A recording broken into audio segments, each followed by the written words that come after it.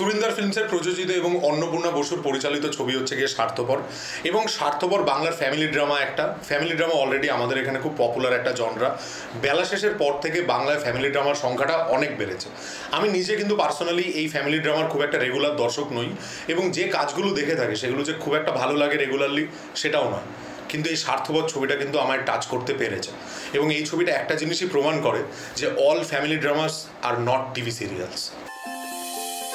বাড়িটাকে ছেড়ে গেছি, স্মৃতিগুলোকে তো আর ছেড়ে যায়নি। তুই সত্যি করে বলতো কোর্টে যেতে চাইছিস না কেন? এই ছবিটা যে কারণে আমার ভালো লেগেছে সেগুলো তো ডিসকাশন হবেই। তাছাড়া এই ছবিটার মধ্যে বেশ কিছু খামতিও আমার চোখে পড়েছে, সেগুলো আমরা রিভিউয়ের শেষের দিকে ডিসকাস করব, তো পারলে আপনারা রিভিউটা দেখবেন। এই ছবিটার প্রথমেই যে জিনিসটা সবচেয়ে বেশি ইন্টারেস্টিং লেগেছে সেটা হচ্ছে কি যে স্টোরি আইডিয়াটা, যে সাবজেক্টটা নিয়ে ছবিটা ডিল করছে এবং যে সোশ্যাল কমেন্ট্রিটা করছে, প্রচণ্ড রেলিভেন্ট এবং খুবই জরুরি। এই যে বিয়ে ব্যাপারটা, এটা কিন্তু খুব একটা ফেয়ার সিস্টেম আমরা বলতে পারি না। বিয়ের পর মেয়েটাকে সবসময় বাবার বাড়ি ছেড়ে শ্বশুর বাড়িতে গিয়ে পৌঁছাতে হয়, এবং তারপরে তার বাবার বাড়িটাও তারা নিজের থাকে বলে বলা যায় না। এটা যাদের ভাই বোন আছে তারা আরও বেশি বুঝতে পারবে এই ছবিটার ক্ষেত্রে। এই ছবিটার ক্ষেত্রে ভাই বাড়িটা তার নিজের নামে করাতে চায়, এবং অপর্ণা বলে যে চরিত্রটা, যেটা কোয়েল মল্লিক প্লে করছে, সে ওই জায়গাতে প্রশ্ন তোলে এবং তার যে নিজের বাড়ির ওপর অধিকার সেটা দাবি করে বসে। সেই নিয়ে একটা কোর্ট কেস চলে, এবং এই court room drama family drama মিলেমিশে এই ছবিটা ডিল করে। তাছাড়া একটা মেয়ের অস্তিত্ব কোথায়, তার অধিকারটা কোথায়, এবং তার নিজের বাড়ি কোনটা, সেইটা নিয়ে একটা প্রশ্ন তোলে এই ছবিটা। তো সোশ্যালি ছবিটা যথেষ্ট রিলিভেন্ট, এবং যে সাবজেক্টটা ডিল করছে সেটা খুব সুন্দরভাবে সেন্সিটিভ ওয়েতে তারা তুলে ধরেছে। তাছাড়া এখানে ভাই বোনের সম্পর্কটাকেও খুব সেন্সিটিভ ওয়েতে দেখানো হয়েছে। আমরা যদি রিসেন্ট টাইমসের আরেকটা ফ্যামিলি ড্রামার উদাহরণ ধরি, যেটার মধ্যে কোর্টরুম ড্রামাও আছে, সেটা হচ্ছে কি সন্তানের ক্ষেত্রে আমরা কি দেখতে পাই, বাবার ক্যারেক্টারটা খুব ভালো এবং ছেলের ক্যারেক্টারটা খুব খারাপ। এখানে কিন্তু চরিত্রগুলো এরকম নয়, চরিত্রগুলো গ্রে শেডের, তাদের মধ্যে কিছুটা খারাপ থাকলে কিছুটা ভালো মানুষও আছে। এখানে ভাইয়ের চরিত্রটা করেছে কৌশিক সেন, তার মধ্যে ঠিক এই ব্যাপারটাই দেখা যায়। এখান থেকে আমি সেকেন্ড পজিটিভ পয়েন্টে চলে আসবো, সেটা হচ্ছে কি ক্যারেক্টারাইজেশনগুলো খুব গ্রে লাইটের মধ্যে হয়েছে, যেটার মধ্যে খুব ভালো খুব খারাপ এরকম ব্যাপার নেই। তাছাড়া আপাত দৃষ্টিতেও এরকম কোনো চরিত্রকে আমাদের মনে হতে পারে খারাপ, যেরকম এখানে একটা উকিলের চরিত্র রয়েছে, সেটা কার সেটা আমি বলবো না। সেই উকিলের চরিত্রটা দেখলে মনে হবে খারাপ, কিন্তু ছবির শেষে দেখতে পাচ্ছি তারও একটা ক্যারেক্টার আর্ক রয়েছে।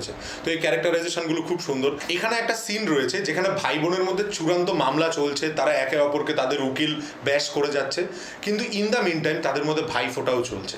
সেই সিনটা দেখলে রীতিমতো গায়ে কাটা দেয় এবং খুবই ইমোশনালি ফিল করা যায়। বিশেষ করে ভাই বোন থাকলে এটা আরও বেশি করে ফিল করা যায়। আমার পার্সোনালি এই জায়গাগুলোতে খুব সুন্দরভাবে ইমোশনালি কানেক্ট করতে পেরেছি। এছাড়া এরমও দৃশ্য আছে যে কোর্ট কেস চলছে, কোর্ট কেস চলাকালীনও বৌদিকে কোয়েল মল্লিক নিজে দেখতে যাচ্ছে। তো এইরকম গ্রে লাইটের মধ্যে ট্রিটমেন্ট করাটা, একটা সেন্সিটিভ ওয়েতে প্রেজেন্টেশন, এটা বাংলা ছবিতে খুব একটা দেখা যায় না, যেটা আমার দেখতে খুবই সুন্দর লেগেছে। স্বার্থপরের ক্ষেত্রে আরেকটা জিনিস যেটা খুব ভালো ওয়ার্ক করেছে সেটা হচ্ছে কি এর মিউজিক দিয়েছে লর্ড জিৎ গাঙ্গুলি, যার গানে আমাদের গোটা শৈশব সেজেছে। এবং আমি পার্সোনালি বিলিভ করি জিৎ গাঙ্গুলি যদি আবার পাগলু, চ্যালেঞ্জ এরকম মিউজিক তৈরি করতে শুরু করে, তাহলে আমাদের লাইফের অর্ধেক সমস্যা হয়তো ওখানেই কেটে যাবে। এবার যদি এই ছবিটার ক্ষেত্রে আসি, এই ছবিটা প্রমাণ করে জিৎ গাঙ্গুলির মিউজিক রেঞ্জ কতটা। এই ছবিটা কিন্তু জিৎ গাঙ্গুলির পুরোনো মিউজিকগুলোর মতো নয়, একটা নতুন ধরনের কাজ। সেখানেও গাইয়েওছে লগ্নজিতা চক্রবর্তী, রূপঙ্কর বাগচি, তাদেরকে দিয়ে। তো 3-4টে গান রয়েছে, সেই গানগুলো যতবার এসেছে ছবিটাকে ইমোশনালি খুব উঁচু জায়গায় নিয়ে গেছে, এবং খুবই ভালো লেগেছে সেই গানগুলো ইমোশনালি কানেক্টও করা গেছে। কাগজের যত্ন করা হয়ে যায় স্বাধীন। এবং একটা ভাই বোনের সম্পর্কের ছবিতে ঠিক যেরকম ইমোশন ডিমান্ড করি, এই ছবিটা সেটাকেই মেনটেন করে। ইভেন এই ছবিটার শেষে একটা সিন আছে যেখানে কোয়েল মল্লিক কৌশিক সেনকে জড়িয়ে ধরে। আপনাদের ওই দৃশ্যটা দেখলে চোখে জল আসবেই। তো এরকম একটা ইমোশনালি হাই ছবি তৈরি করতে পেরেছে স্বার্থপরের মধ্যে দিয়ে। এইগুলো তো ছিল ছবিটার ভালো পয়েন্ট, যে কারণে আমি এই ছবিটার সাথে কানেক্ট করতে পেরেছি। কিন্তু এর বাদেও ছবিটার মধ্যে বেশ কিছু নেগেটিভ পয়েন্টও রয়েছে। ফার্স্ট অফ অল তো হচ্ছে গিয়ে ছবিটার মধ্যে যে কোর্টরুম ড্রামাটা, সেই কোর্টরুম ড্রামাটা একেবারেই জমেনি। এবং বাংলা ছবিগুলোর ক্ষেত্রে দেখছি যে ফ্যামিলি ড্রামাগুলোর মধ্যে কোর্টরুম ড্রামাটা আসে, সেটা যেন তাদের মেসেজটাকে কনভে করতে হবে বলেই কোর্টরুম ড্রামাটাকে করায়। আদারওয়াইজ কোর্টরুম ড্রামার মধ্যে যে নিজস্ব একটা ড্রামা থাকে, যে একটা হাই অক্টেন অ্যাড্রিনালিন রাশ থাকে, সেই ব্যাপারটা কিন্তু এখানে কোর্টরুম ড্রামার ক্ষেত্রে ফিল হয় না। এছাড়া এই কোর্টরুম ড্রামার মধ্যে এখানে একটা রঞ্জিত মল্লিকের লম্বা মনোলগ আছে, যে মনোলগটা খুবই এফেক্টিভ, খুবই রেলিভেন্ট, ওটা ভালো লাগে। কিন্তু আদারওয়াইজ রঞ্জিত মল্লিকের যে অ্যাক্টিংয়ের পিচটা, আমার পার্সোনালি মনে হলো এই ছবির ক্ষেত্রে সেটা খুব একটা যাচ্ছে না। এটা যেন অনেকটা পুরনো বাংলা কমার্শিয়াল ছবির যে ধরনের পিচ হতো সেরকম হচ্ছে। এছাড়া বাকি চরিত্রদের সাথে সেই পিচটাও খুব একটা মিলছে না, এটা একটা বড় সড়ো প্রবলেম। স্বার্থপর ছবিটা লুক অ্যান্ড ফিল, অর্থাৎ ভিজুয়ালিও যে আলাদা খুব একটা অ্যাপ্রোচ রাখছে সেরকম নয়। খুবই টিপিক্যাল এবং ক্লিশে ফ্যামিলি ড্রামায় ঠিক যেরকম সিনেমাটোগ্রাফি দেখতে পাই, এই ছবির ক্ষেত্রেও আমরা অনেকটা সেরকম সিনেমাটোগ্রাফি দেখতে পাই। কিন্তু এই ছবিটার ক্ষেত্রে কিন্তু সিনেমাটোগ্রাফিতে অন্যরকম কিছু করা যেত। এখানে বাড়িটা একটা চরিত্র হতে পারতো এবং সেই বাড়িটাকে বিভিন্নভাবে দেখানো যেত, গল্পের সাথে ন্যারেটিভের মধ্যে ঢোকানো যেত। সেই ব্যাপারটা একেবারেই হয়নি। হয়তো এই ব্যাপারটা করলে কিছুটা আর্ট ফিল্মের মতো হয়ে যেত, কিন্তু তবুও কমার্শিয়াল ছবির মধ্যেও এই জিনিসটা হয়তো বা করলে ছবিটা ভিজুয়ালি লুক অ্যান্ড ফিলে আরও অনেক বেশি সুন্দর লাগতে পারতো। এবার আসি এই ছবির মেইন প্রোটাগনিস্টের কথায়, যে ক্যারেক্টারটা করেছে কোয়েল মল্লিক, অপর্ণা বলে একটা চরিত্রতে। কোয়েল মল্লিককে আমরা ছোটোবেলায় যে ধরনের ক্যারেক্টারে দেখেছি, বেশিরভাগ ক্ষেত্রে দেবজিদের ছবিগুলোর ক্ষেত্রে সেই চরিত্রগুলো অনেক বেশি ওভার দ্য টপ হতো, কিন্তু এই চরিত্রটা কিন্তু অনেক বেশি রিয়েলিস্টিক জোনের মধ্যে। এবং কোয়েল মল্লিক ইমোশনাল সিনে খুব ভালো পারফর্মও করেছে, কিন্তু কিছু কিছু জিনিসে তার অভিনয়টা আমার একটু প্রিটেনশিয়াস লেগেছে।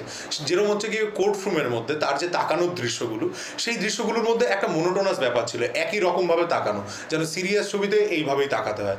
তাছাড়া আরও কিছু ডায়লগের জায়গা রয়েছে যে ডায়লগগুলোর মধ্যে ব্যাপারটাকে রিয়েলিস্টিক করতে গিয়ে ওর ডায়লগগুলোর মধ্যে একটা ইনকনসিস্টেন্ট এবং রিয়েলিটির অভাবই বরং নজরে এসছে। তো কোয়েল মল্লিকের অভিনয়ের মধ্যেও আমার এই ফ্লগুলো লেগেছে। আদারওয়াইজ এই ছবিটায় ইমোশনাল ড্রামার জায়গাটাতে খুবই ভালো এবং কোর্টরুম ড্রামার জায়গাটাতে খুব একটা ভালো নয়। আর সেকেন্ড হাফে এই কোর্টরুম ড্রামাটা বেশি থাকায় ছবিটার কিছু কিছু জায়গায় একটু গতিটা হারিয়েছে। এই হচ্ছে কি আমাদের স্বার্থপরের ডিটেল রিভিউ। আপনাদের এই রিভিউটা কেমন লাগলো কমেন্ট সেকশানে জানাবেন। এই ছবিটা দেখা হয়ে গেলে এই ছবিটা দেখার অভিজ্ঞতা কীরকম এবং আমার কথার সাথে আপনাদের কি মিললো না মিললো সেটাও কমেন্টে জানাবেন। ভিডিওটা ভালো লাগলে লাইক করবেন, শেয়ার করবেন এবং আমাদের চ্যানেলকে সাবস্ক্রাইব করতে ভুলবেন না।